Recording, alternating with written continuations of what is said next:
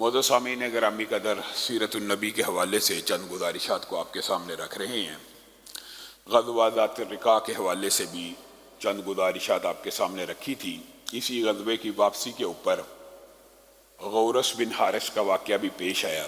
یہ جو واقعہ ہے یہ تاریخ کے اندر، سیرت کے اندر مختلف ڈیٹوں کے ساتھ بیان ہوا۔ تو بعض مورخین نے لکھا کہ یہ واقعہ ایک شخص کے ساتھ پیش نہیں آیا، متعدد مرتبہ پیش آیا، اور بعض نے کہا نہیں، ایک ہی مرتبہ پیش آیا، کسی نے غزوہ ذات الرقاع کے موقع کے اوپر ذکر کر دیا، کسی نے کسی دوسرے غزوے کے موقع کے اوپر ذکر کر دیا۔ وہ واقعہ مشہور آپ نے سنا ہے، رسول اللہ صلی اللہ علیہ وسلم لیٹ گئے سستانے کے لیے، آرام کرنے کے لیے۔ اچانک آپ نے ایک آواز سنی کہ ایک آدمی آپ کو اٹھا رہا ہے اور کہہ رہا ہے کہ آپ کو میرے سے کون بچائے گا؟ تو رسول اللہ صلی اللہ علیہ وسلم اس آدمی کو دیکھ کے مسکرانے لگے۔ ہاتھ میں تلوار ہے، تیز دھار کی تلوار، اور رسول اللہ کے سر کے اوپر کھڑا ہے، اور رسول اللہ صلی اللہ علیہ وسلم اس وقت تنہا ہے، صحابہ دور دراز لیٹے ہوئے ہیں، سو رہے ہیں، سستانے کا وقت ہے۔ تو رسول اللہ صلی اللہ علیہ وسلم مسکرا کے اس کو کہتے ہیں، اس وقت بھی مجھے اگر تیرے ہاتھ سے کوئی بچا سکتا ہے تو اللہ بچا سکتا ہے۔ جیسے ہی رسول اللہ نے یہ الفاظ کہے اللہ بچا سکتا ہے، اس آدمی کے ہاتھ کپ کپانا شروع ہو گئے، اور وہ جو کھڑا ہے رسول اللہ صلی اللہ علیہ وسلم کو تلوار لے کر مارنے کی نیت سے کپ کپاتے ہوئے اس کے ہاتھ سے تلوار گر جاتی ہے، اور رسول اللہ صلی اللہ علیہ وسلم تلوار اٹھا لیتے ہیں۔ اور بعض روایات میں یہ آتا ہے رسول اللہ کہتے ہیں آپ بتا تجھے کون بچائے گا؟ تو کہنے لگا اب آپ کے ہی رحم و کرم پہ ہوں۔ تو رسول اللہ نے کہا نہیں، تجھے بھی اگر بچا سکتا تو اللہ بچا سکتا ہے، جا میں نے تجھے آزاد کیا اور میں تجھ سے بدلہ نہیں لیتا۔ اس احسان کے بدلے میں پھر غورث بن حارث نے اسلام کو قبول کیا۔ یہ واقعہ غزوہ ذات الرقاع اور دیگر غزوات کے ساتھ بھی بیان کیا جاتا ہے۔ اس کے بعد اسلامی تاریخ کا جو بہت اہم ترین غزوہ اور جس کے حوالے سے قرآن پاک میں بہت سی آیات بھی نازل ہوئی، بعض آیات ہم سمجھتے ہیں کہ صرف غزوہ بدر، احد اور تبوک اور حنین اور اس طرح کے غزوات کے یا صلح حدیبیہ وغیرہ کے موقع کے اوپر نازل ہوئی۔ قرآن پاک کی متعدد آیات کچھ ایسے غزوات کے بارے میں بھی نازل ہوئی ہیں کہ جس کا عرف عام میں لوگوں کو علم نہیں ہے۔ انہی میں سے ایک غزوہ بنی مستلق ہے، اور یہ سن 5 ہجری میں پیش آیا۔ شعبان کو رسول اللہ صلی اللہ علیہ وسلم نے 700 گھڑ سواروں کو تیار کیا، 700 نوجوانوں کو تیار کیا، اور ان میں 30 گھڑ سوار بھی شامل تھے۔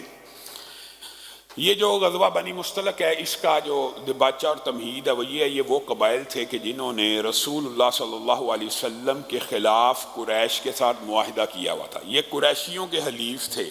غزوہ احد کے اندر بھی انہوں نے قریشیوں کا ساتھ دیا۔ جیسے غزوہ احد کے بعد میں آپ کو مختلف مارکوں کے بارے میں بیان کر رہا ہوں کہ رسول اللہ صلی اللہ علیہ وسلم اپنی ٹیریٹری، اپنی ریاست کی حدود اور اپنے ریاست کے امور اور اپنی ریاست کے معاملات واضح کرتے جا رہے ہیں، اور اپنی سرحدوں کو بڑھاتے چلے جا رہے ہیں، اور فتنے بازوں کو ان کی سرکوبی کرتے چلے جا رہے ہیں۔ تو یہ بھی رسول اللہ صلی اللہ علیہ وسلم نے ضروری سمجھا کہ انہوں نے بھی قریش کا ساتھ دیا تھا احد کے میدان میں، اور یہ قریش کے حلیف ہیں، اور حضرت بریدہ اسلمی کو بھیجا تھا پہلے ان کی تفتیش کرنے، ان کے کیا ارادے ہیں، کیا نیت ہے۔ انہوں نے آ کے رپورٹ دی کہ ہاں وہ آپ سے جنگ کرنا چاہتے ہیں، اور وہ جنگجو تیار کر رہے ہیں، اور وہ اسلحہ تیار کر رہے ہیں، اور جب کبھی ان کو موقع ملا وہ پلٹ کے آپ کے اوپر وار کریں گے۔ تو رسول اللہ صلی اللہ علیہ وسلم نے کہا قبل اس کے کہ وہ ہم پہ حملہ کریں، 700 نوجوانوں کو تیار کیا، 30 گھڑ سوار ساتھ لیے، آنن فانن ان کے کنویں کے اوپر جا پہنچے۔ اور اس غزوے کے اندر بھی رسول اللہ صلی اللہ علیہ وسلم کو بہت بڑی مزاحمت کا سامنا نہیں کرنا پڑا۔ تھوڑی ہی دیر میں ان کے جنگجوؤں کو جو ماہر جاں باز سپاہی تھے قتل کیا، اور باقی سب کے سب کو قیدی بنا لیا۔ تو یہ غزوہ یعنی محدود مدت میں ایک ہی دن میں تقریباً ختم ہو گیا۔ لیکن اس غزوے کے اندر، سفر کے اندر اور سفر سے واپسی کے اندر جو معاملات پیش آئے وہ نہایت اہم ہیں۔ رسول اللہ صلی اللہ علیہ وسلم کی خانگی زندگی کا یعنی ازواجی زندگی کا بھی ایک بہت اہم واقعہ اس غزوے میں پنہا ہے کہ رسول اللہ صلی اللہ علیہ وسلم نے جب سارے قیدی اور سارے جنگجو گرفتار کر لیے تو ان کی تقسیم ہو گئی، جو جیسے تقسیم ہوتی ہے رسول اللہ صلی اللہ علیہ وسلم تقسیم کر دیے۔ تو حضرت جویریہ بنت حارث وہ ثابت بن قیس کے حصے میں آئیں، اور بعض روایات میں ان کے چچا کے بیٹے کے حصے میں آئیں۔ ثابت بن قیس کے حصے میں آئیں، وہ سردار کی بیٹی تھی، اور غزوہ بنی مستلق جو تھا جس کی قیادت میں لڑا گیا وہ حارث بن ابو ذرار ہی تو تھا، وہ بھی قیدی۔ اب بیٹی کو بھی جب قیدی بنا کر ثابت بن قیس کے حصے میں آئی تو وہ بہت زیرک دانا خاتون تھی، انہوں نے ثابت بن قیس کو کہا تو کیا چاہتا ہے، مجھے اپنی باندی بنا کے رکھے گا، میرے ساتھ مکاتبت کر لے کہ میں تجھے اتنے پیسے دوں گی۔ ان کا آپس میں معاملہ طے پا گیا کہ اتنے پیسے تو مجھے دے تو آزاد ہے۔ ان نے حضرت جویریہ نے کہا میں سردار کی بیٹی ہوں، تو ٹینشن نہ لے، پیسے اکٹھے کرنا یا پیسے دینا یا تو میرے پہ بد اعتمادی نہ کر، میں تیرے پیسے فی الفور اتار دوں گی، جلدی اتار دوں گی۔ جب انہوں نے مکاتبت کر لی تو ثابت بن قیس نے ان کے ساتھ یہ اگریمنٹ کر لیا، ٹھیک ہے اگر آپ مجھے پیمنٹ کریں گی آپ آزاد ہیں۔ انہوں نے ارد گرد پیمنٹ کا انتظام کرنا شروع کیا، کچھ رقم کم رہ گئی تو وہ رسول اللہ صلی اللہ علیہ وسلم کی بارگاہ میں پیش ہوئی اور آ کے کہنے لگی کہ آپ کو علم ہے کہ میں اپنے قبیلے کے سردار کی بیٹی ہوں۔ حضرت عائشہ نے ویسے اس روایت کے حوالے سے ایک لمبا چوڑا کلام بھی کیا، اور حضرت عائشہ کہتی ہیں کہ جب جویریہ چلتی ہوئی جس وقار، جس تمکنت اور جس سنجیدگی سے آ رہی تھی، اسی وقت میرا دل لرزنا شروع ہو گیا کہ اتنی باوقار عورت ہے، اتنی سنجیدہ اور اتنی حیادار اور اتنی اعلیٰ پرسنالٹی والی ہے۔ میرا دل، حضرت عائشہ خود بیان کرتی ہے، میرے دل میں یہ خیال آیا کہ رسول اللہ صلی اللہ علیہ وسلم کے دل کو بھا جائیں گی اور رسول اللہ صلی اللہ علیہ وسلم ان سے شادی کا ارادہ نہ کر لیں۔ حضرت عائشہ کا یہ روایت ویسے موجود ہے۔ اور رسول اللہ کے پاس جب وہ حاضر ہوئی اور رسول اللہ نے جو شادی کی اس کی وجوہات بھی متعدد ہیں، رسول اللہ سے کہنے لگی آپ کو پتہ میں اپنے سردار، قبیلے کے سردار کی بیٹی ہوں، آپ نے ثابت بن قیس کے مجھے سپرد کیا، اس کے ساتھ مکاتبت ہو گئی ہے، کچھ پیسوں کی کمی ہے، آپ میرے سے کیا تعاون کرتے ہیں؟ میں آپ کے پیسے کا احسان کا بدلہ، سرداروں کی بیٹیاں جس وقار کے ساتھ بات کرتی ہیں، آپ میرے پہ احسان کریں گے، آپ کے احسان کا بدلہ دوں گی، یعنی آپ کو اچھی طرح قرض لٹاؤں گی، آپ مجھے قرض دیجئے۔ رسول اللہ صلی اللہ علیہ وسلم کا کوئی فعل عمل اللہ کے حکم کے بغیر نہیں ہوتا۔ رسول اللہ کچھ دیر خاموش رہے اور کہنے لگے کیا میں آپ کو اس سے ایک اچھی آپشن نہ دوں؟ کہا کیا؟ میں مہر آپ کو دیتا ہوں، آپ آزاد ہو جانا، یہ جو رقم ہے مہر کے طور پہ میں آپ کو رقم بھی دیتا ہوں، آپ آزاد بھی ہو جانا، آپ مجھ سے نکاح کر لیں۔ جویریہ نے اس آپشن کو قبول کیا اور رسول اللہ صلی اللہ علیہ وآلہ وسلم کے ساتھ ان کا نکاح ہو گیا۔ اب یہ وہ غزوہ ہے کہ جس میں بہت زیادہ محنت کے بغیر سینکڑوں قیدی، بہت بڑا مال غنیمت ہاتھ میں لگا ہوا ہے، صحابہ خوش ہیں، لیکن رات ہوئی تو پورے کے پورے جب الاؤ روشن ہوئے ایک ایک خیمے میں یہ بات پہنچ گئی کہ بنو مستلق کا جو قبیلہ یہ رسول اللہ کا سسرالی رشتہ دار ہو گیا ہے۔ کیسے؟ حارث بن ابو ذرار جو ہے اس کی بیٹی کے ساتھ رسول اللہ نے شادی کر لی ہے۔ غزوہ بنی مستلق کے اندر یہ جو شادی کا واقعہ یہ بھی بہت اہمیت کا حامل ہے۔ امی عائشہ کہتی ہیں کائنات کے اندر، دھرتی کے اوپر اس سے مبارک عورت اور اس سے بہتر نکاح میں نے نہیں دیکھا اپنے قوم اور کنبے اور قبیلے کے لیے۔ جس بابرکت نکاح کا جب رسول اللہ نے ارادہ کیا تو جویریہ کے قبیلے کو ایسا فائدہ پہنچا جو انسانی تاریخ میں نہیں پہنچ سکتا۔ کہا کیا فائدہ پہنچا؟ جب رات کو یہ بات پھیل گئی کہ یہ قبیلہ بنو مستلق سارے کا سارا رسول اللہ کا سسرالی رشتہ دار ہے، کسی ایک نے بھی رسول اللہ سے آ کے نہیں پوچھا، آپس میں فیصلہ کیا اب یہ ہمارے نبی کے سسرالی رشتہ دار ہیں۔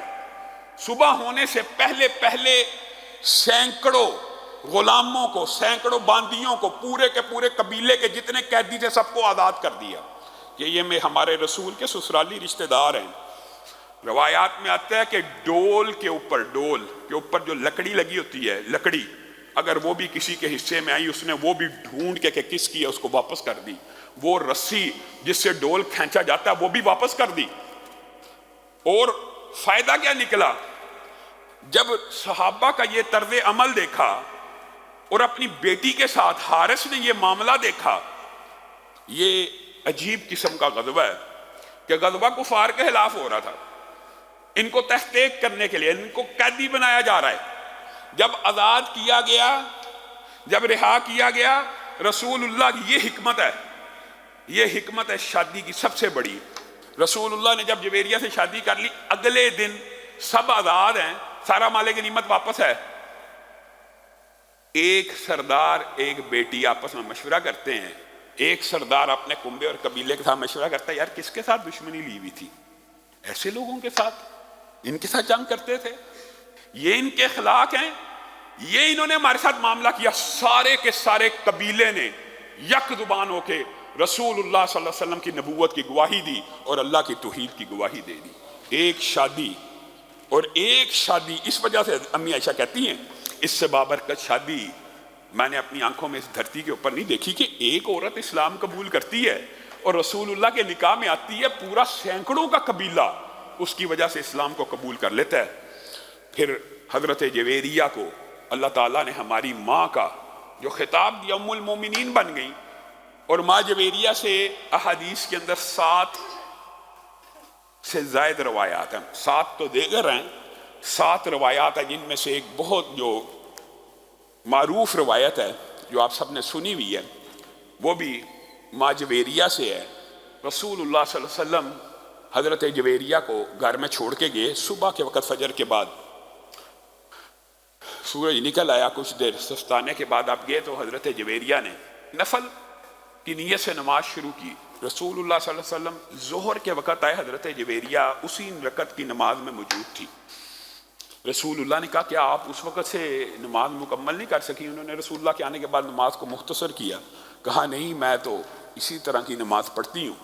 تو رسول اللہ صلی اللہ علیہ وسلم نے یہ الفاظ جو ہیں یہ ماں جویریہ نے امت کو بتائے ہیں۔ رسول اللہ نے کہا آپ نے اتنی لمبی جو اللہ کی عبادت کی ہے، اگر آپ یہ کہہ دیتی سبحان اللہ و بحمدہ عدد خلقہ و رضا نفسہ و مداد کلماتہ، اگر آپ یہ کہتے وزینۃ عرشہ، اگر آپ صرف یہ 4-5 الفاظ اپنے منہ سے کہہ دیتی کہ اللہ کی ایسی حمد ہے، ایسی حمد ہے، ایسی حمد ہے کہ جتنی سیاہی کلمات لکھنے کے لیے نہ ہو، جو عرش کا وزن ہو وغیرہ، تو آپ کے نامہ اعمال میں ان 2 رکعتوں سے زیادہ ثواب لکھ دیا جاتا۔ یہ روایت ایسی ہے جو تسبیح کی فضیلت کے حوالے سے آج امت کے اندر زبان زد عام ہے، اور سبحان اللہ و بحمدہ کی عظمت کے اوپر دلیل ہے کہ ایک دفعہ کہنے سے 2 رکعت کتنی طویل نماز سے زیادہ اجر و ثواب مل جاتا ہے صرف اللہ کی یہ تسبیحات اور حمد بیان کرنے سے۔ اور اس طرح انسان کو یہ کوشش کرتے رہنا چاہیے کہ انسان یہ تسبیحات اور حمد بیان کرتا رہے۔ یہی وہ غزوہ ہے کہ جہاں پر منافقین رسول اللہ کے ساتھ گئے پہلی مرتبہ جنگ کرنے کی نیت سے۔ پہلے منافقین کبھی نہیں سے ساتھ نکلتے، جاتے تھے تنگ کر کے واپس۔ احد میں آپ کو سارا واقعہ بتلایا۔ یہاں پہ رسول اللہ کے ساتھ نکلے کیونکہ ان کو اب یقین ہو چکا تھا کہ یہ رسول اللہ صلی اللہ علیہ وسلم کو فتح ملنی ہے تو ہمیں بھی مال غنیمت میں سے رسول اللہ کچھ حصہ دیں گے۔ لیکن جب اتنی فتح اور اتنی پذیرائی اور پورے کے پورے قبیلے کا مسلمان ہونا اور رسول اللہ صلی اللہ علیہ وسلم کی عزت وقار میں اضافہ اور قبائل کا رسول اللہ کے ماتحت ان سے پھر برداشت نہ ہو سکا، وہ اندر کا جو نفاق تھا وہ پھر نکل آیا، اور رسول اللہ صلی اللہ علیہ وسلم کے صحابہ کے اندر بھی انتشار پیدا کرنے کی کوشش کی۔ اسی غزوے کا یہ واقعہ ہے کہ ایک انصاری کو مہاجر نے پیار سے یا غصے سے بھی اگر ہو ہلکا سا ہاتھ یا پاؤں مار دیا، تو منافقوں کی باتوں اور دل کے اندر جو وہ ڈال رہے تھے مستقل مہاجرین اور انصار کے، انہوں نے کہا ہائے انصار، پھر انہوں نے پلٹ کے جب مہاجر کے اوپر وار کیا، انہوں نے کہا ہائے مہاجرین تم کہاں ہو؟ رسول اللہ کے کانوں سے یہ 2 الفاظ ٹکرا گئے، رسول اللہ کو خبر ملی اور کہنے لگے یہ کیا جاہلیت کے نعرے لگاتے ہو؟ تم سب بھائی بھائی ہو، یہ کیا کہتے ہو ہائے انصار ہائے مہاجرین؟ یہ بڑی بری اور گندی بات ہے۔ گویا منافقین کوئی موقع ہاتھ سے جانے نہ دیتے تھے۔ ان سب باتوں میں ناکام ہونے کے بعد عبداللہ ابن ابی جھلتا کرتا رہتا تھا۔ آپ کو پتہ ہے کہ وہ بادشاہ بننے ہی والا تھا جب رسول اللہ صلی اللہ علیہ وسلم مدینہ میں ہجرت کر آئے، تو ابھی تک دل سے وہ جو خواہشات تھیں وہ ختم نہیں ہوئی۔ رسول اللہ کی اتنی عزت دیکھ کے، اتنا وقار دیکھ کے، اتنا احترام دیکھ کے اس نے منہ سے ایک الفاظ کہے، قرآن پاک میں بھی موجود ہیں، احادیث میں بھی موجود ہیں. اس نے کچھ الفاظ کہے اور کہنے لگا معاذ اللہ مدینہ پہنچ کر، کہ جس کی تم بڑی عزت کر رہے ہو نا، حقیقت میں اس کی عزت نہیں ہے، عزت ہماری ہے، میری ہے.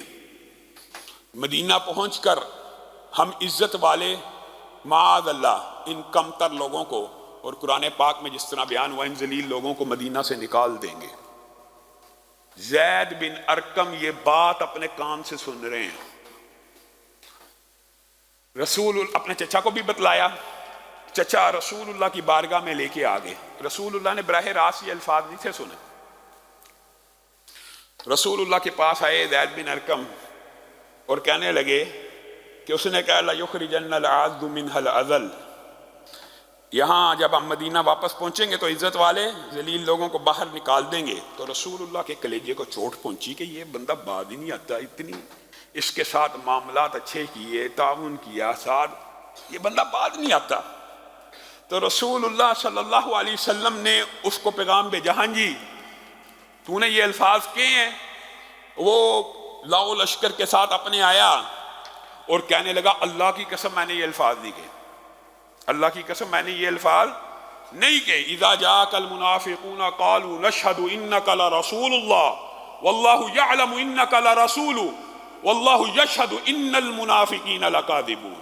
اللہ تعالیٰ نے اس موقع کے اوپر قرآن پاک کی یہ آیات نازل کی. تو رسول اللہ صلی اللہ علیہ وسلم مسکرانا شروع ہو گئے. وہ تو قسمیں کھا کے واپس چلا گیا. رسول اللہ نے زید بن ارقم کے کان کو پکڑا، کان سے پکڑا. وہ پہلے ہی اس کے چچا ان کو تانے دے رہے تھے، رسول اللہ کے سامنے ذلیل ہونے کے لیے گیا تھا، تیری بات جھوٹی ہوگی، تو نے سنی ہے نہیں تھی، وہ قسمیں کھا رہا ہے. تو وہ بڑا پریشان اور رونے والے ہوئے کہ میرے ساتھ کیا ہوا ہے. تو رسول اللہ نے پیار سے ان کا کان پکڑا، کہا یہ وہ کان ہیں جنہوں نے جھوٹ نہیں سچ سنا، اور اللہ نے اس کانوں کی تائید میں ان آیات کو نازل فرما دی. زید بن ارقم کی یہ فضیلت ہے کہ رسول اللہ نے کہا یہ وہ کان ہیں کہ جن کی سچائی کو اللہ تعالیٰ نے قرآن پاک میں نازل کر دیا. اور پھر حضرت عمر نے ان آیات کو سننے کے بعد، آپ کو پتا جلالی کیفیت کے، رسول اللہ کے پاس آگے کہا بس اب قتل کی اجازت دیجیے، اب بس ہو گیا، اب اس بندے کے قتل کی ہمیں اجازت دے دیجیے. فلاں صحابی کو کہیے، بعد بن بشر کو کہیے، فلاں کو کہیے اس کی گردن اتار دے. خاموش عمر. لوگ کیا کہیں گے؟ محمد صلی اللہ علیہ وسلم اپنے ساتھیوں کو قتل کر دیتے ہیں جو ان کے لشکر میں موجود ہوتے ہیں، ان کو قتل کر دیا جاتا ہے. اچھا یہ جب حضرت عمر پلاننگ کر رہے ہیں نا کہ اس کو اب ہر صورت میں نے قتل کروانا ہے، میں نے کرنا ہے، اجازت دیجیے. کسی طرح رسول اللہ جھگڑا کر رہے ہیں کہ قتل کی اجازت دیجیے. تو بات اڑتے اڑتے رسول اللہ نے سختی سے جب ڈانٹ دیا، بات اڑتے اڑتے عبداللہ ابن ابی کے سگے بیٹے کو بھی پہنچ گئی. وہ رسول اللہ صلی اللہ علیہ وسلم کی بارگاہ میں آئے. کتنا عظیم بیٹا ہے، منافق باپ کا، کتنا عظیم بیٹا. آ کے اللہ کے رسول کو کہنے لگے اللہ کے رسول آپ کو پتہ ہے میں حضرجی ہوں، اور آپ کو پتہ ہے کہ میرے سے زیادہ پورے قبیلے کے اندر کوئی اپنے باپ کا احترام نہیں کرتا. اگر آپ کا ارادہ میرے باپ کو قتل کرنے کا بن گیا ہے تو آپ سے ایک مطالبہ ہے، اس قتل کو میں نافذ کروں گا. میرا آپ سے مطالبہ ہے کہ اس قتل کو میں نافذ کروں گا، کیونکہ اگر کسی اور نے میرے باپ کو قتل کر دیا اللہ کی قسم برداشت نہیں کر سکوں گا اور اس کی گردن کو اڑا دوں گا. اور یہ جرم میرے ہاتھوں ہو جائے کہ میں کسی مسلمان کی گردن کاٹوں، اس سے بہتر ہے مجھے حکم دیجئے میں اپنے باپ کی گردن کو کاٹ دوں. رسول اللہ نے کہا نہیں بیٹا رک جاؤ رک جاؤ. اور حضرت عمر کو کہنے لگے، اور یہ روایات میں آتا ہے ایک عرصہ گزرنے کے بعد بھی حضرت عمر کو رسول اللہ صلی اللہ علیہ وسلم پیار میں اس انداز میں چھیڑا کرتے تھے. ہاں عمر، اس وقت جب تو مجھے مشورہ دیا کرتا تھا میں قتل کر دیتا تو کوئی نہ کوئی فتنہ تو کھڑا ہو جاتا، اور اگر آج میں کہوں نہ کہوں لوگ اپنے ہاتھوں سے اس کو قتل کر دیں تو حضرت عمر کیا کرتے تھے آپ کا فیصلہ اس کے کیا کہنے، عمر کے فیصلے کی آپ کے فیصلے کے سامنے کیا حیثیت ہے.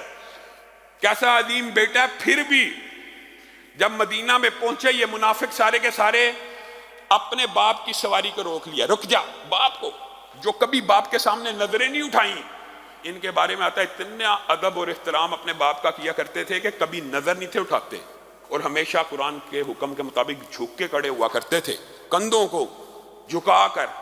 اس دن گردن کو کھڑا کیا، سینے کو تانا، اور باپ کی سواری کی لگام کو پکڑ لیا۔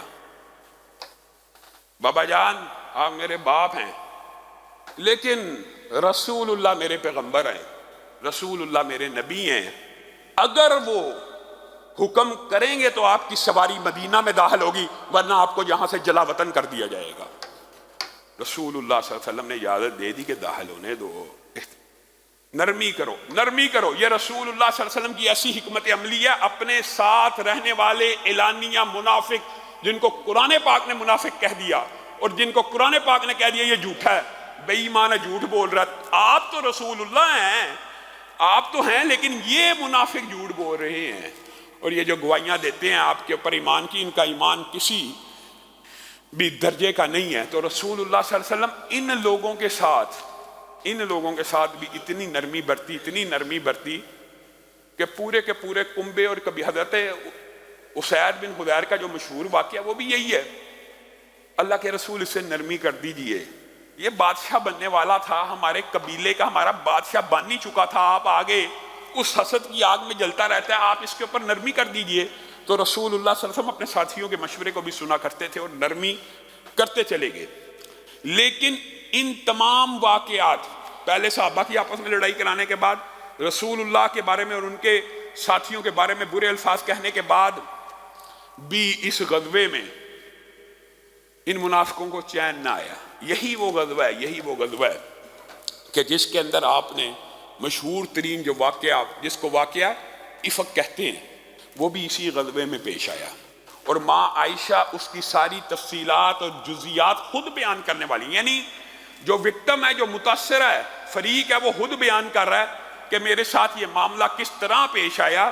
رسول اللہ صلی اللہ علیہ وسلم منافقین کی ان حرکتوں کی وجہ سے اس غزوے کے اندر جب کوچ فرماتے تھے واپسی کے لیے، تو وہ عام ایام سے مختلف وقت کا کوچ ہوا کرتا تھا، صحابہ تھک بھی گئے چلتے چلتے۔ رسول اللہ صلی اللہ علیہ وسلم واپسی کے اندر تیزی فرماتے تھے، اور امی عائشہ بیان کرتی ہے کہ یہ واقعہ، اس کا دباچہ یہ ہے کہ ایک رات رسول اللہ صلی اللہ علیہ وسلم نے اچانک کوچ کرنے کا حکم دے دیا۔